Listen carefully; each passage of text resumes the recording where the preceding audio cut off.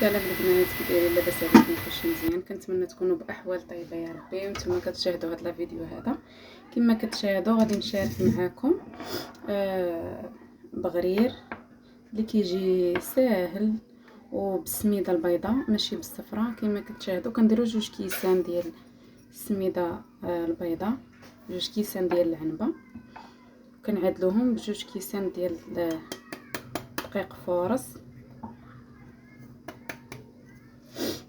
كنديروا قبيصه ديال الملحه ساهل وكيجي زوين. كنزيدوا عليهم 2 خمارات حمرين،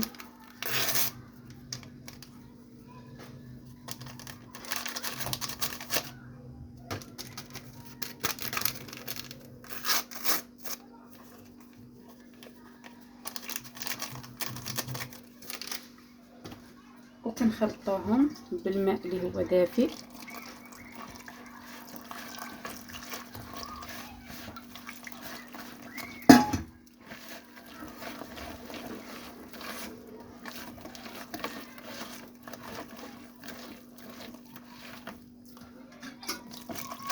غادي نخلطو الجاري باش ندوزو في مونينيكس.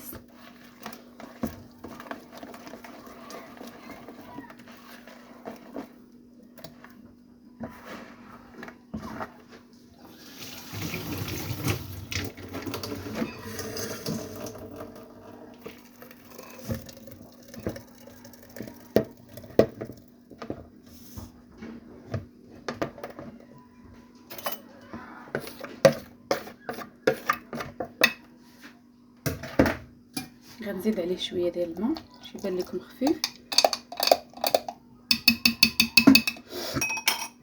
وغادي ندوزو في مونينيكس ونخليه يرتاح شويه ونخبزوه.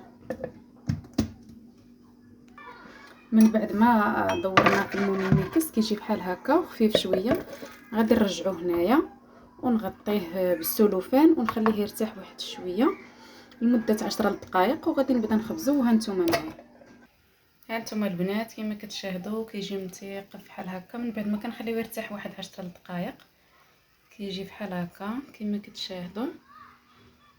هانتوما من بعد ما كيرتاح واحد شويه، هانتوما البنات كيفاش كيجي متيق ومخرج. كنتمنى تجربوه راه بلا بيض بلا خميره ديال الدار بلا حتى شي حاجه، وكيجي زوين